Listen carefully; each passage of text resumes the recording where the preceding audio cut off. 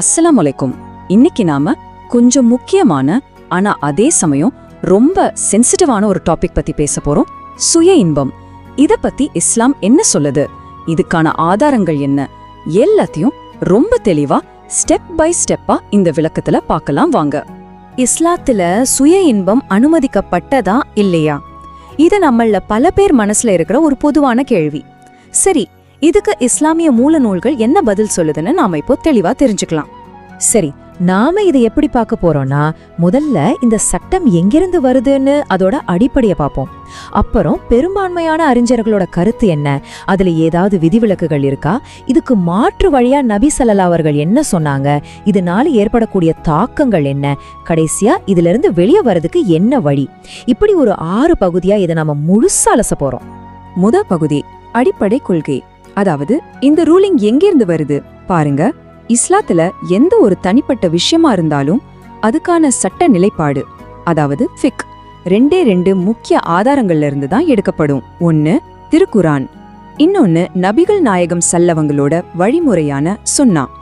இப்ப நாம 2வது பகுதிக்கு வந்திருக்கோம். சரி, இந்த குரான் சுன்னாவெல்லாம் ஆய்வு செஞ்ச இஸ்லாமிய அறிஞர்கள் இந்த விஷயத்துல என்ன முடிவுக்கு வந்தாங்க, அவங்களோட பெரும்பான்மையான பார்வை என்ன சொல்லுது, நீ இப்ப பார்க்கலாம். ரொம்ப சிம்பிளா சொல்லணும்னா, பெரும்பாலான அறிஞர்கள் இந்த செயல ஹராம், அதாவது முழுமையா தடை செய்யப்பட்டதுன்னு கருதுறாங்க. குறிப்பா சொல்லணும்னா இமாம் ஷாஃபி, இமாம் மாலிக் மாதிரி பெரிய சட்ட வல்லுநர்கள் எல்லாம் இந்த கருத்துல தான் ரொம்ப உறுதியா இருக்காங்க. அவங்க இந்த முடிவுக்கு வர்றதுக்கு காட்டுற மிக முக்கியமான ஆதாரம் குரான்ல 23வது அத்தியாயத்துல வர்ற 5 முதல் 7வது வசனங்கள் தான். இதுல அல்லாஹ் சொல்றான், நம்பிக்கையாளர்கள் தங்களுடைய மறைவிடங்களை பேணி காப்பாங்க, ஆனா அவங்களோட மனைவிகளை தவிர. இதுக்கு மேல வேற வழிய தேடுறவங்க தான் வரம்பு மீறியவர்கள்னு சொல்றான். சோ இந்த வசனம் ஒரு தெளிவான கோட்டை போடுது.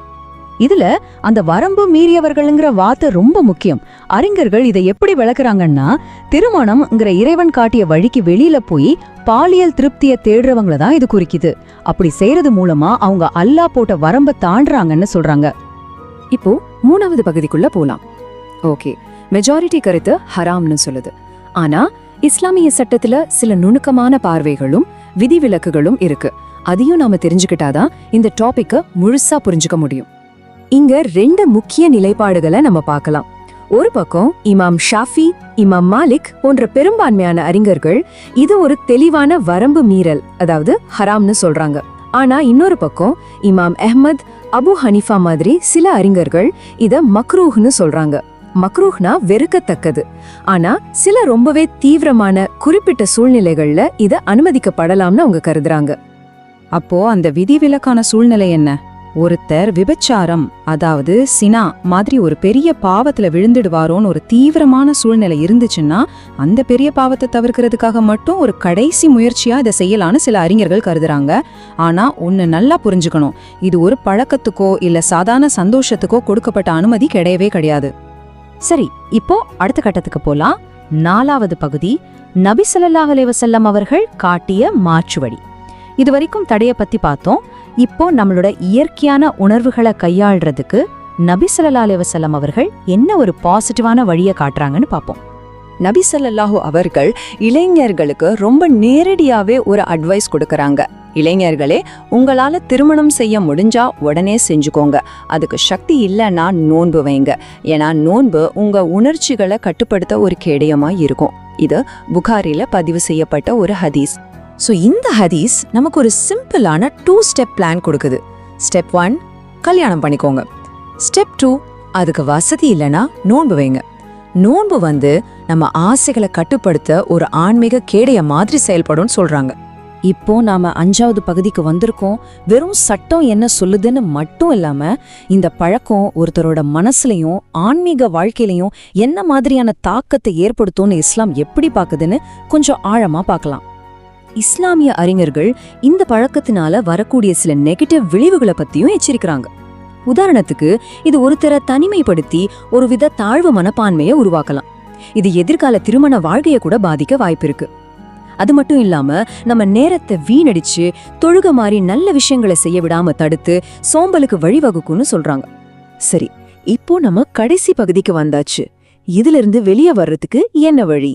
ஒரு பாசிட்டிவான வாழ்க்கையை வாழ இஸ்லாம் என்னென்ன பிராக்டிக்கலான வழிகளை காட்டுதுன்னு இப்ப நாம தொகுத்து பார்க்கலாம். உங்களை நீங்களே கட்டுப்படுத்திக்கிறதுக்கு இங்க ஒரு சில வழிகள் இருக்கு. முதல்ல மனசார அல்லாஹ் கிட்ட துவா கேளுங்க. ரெகுலரா நோன்பு வைங்க. நல்ல நண்பர்கள் கூட நேரத்தை செலவிடுங்க. உங்க பார்வைய தீய விஷயங்கள்ல இருந்து பாதுகாத்துக்கோங்க. அப்புறம் விளையாட்டு படிப்புன்னு ஏதாவது ஒரு நல்ல விஷயத்துல உங்களை முழுசா பிஸியா வச்சுக்கோங்க. கடைசியா ரொம்ப ரொம்ப முக்கியமான ஒரு நம்பிக்கையான செய்தி. மனுஷங்கன்னா தவறு செய்யறது இயல்புதான். ஒருவேளை நீங்க இந்த விஷயத்துல கஷ்டப்பட்டுட்டு இருந்தீங்கன்னா ஒண்ணு ஞாபகம் வச்சுக்கோங்க. தௌபா, அதாவது பாவ மன்னிப்பு கேட்கறதுக்கான வாசல் எப்போதுமே திறந்திருக்கு. நிச்சயமா அல்லாஹ் மன்னிக்கிறவனாகவும் ரொம்ப கருணையுள்ளவனாகவும் இருக்கிறான். இந்த சக்தி வாய்ந்த வார்த்தைகளோட இந்த விளக்கத்தை நம்ம முடிக்கிறோம்.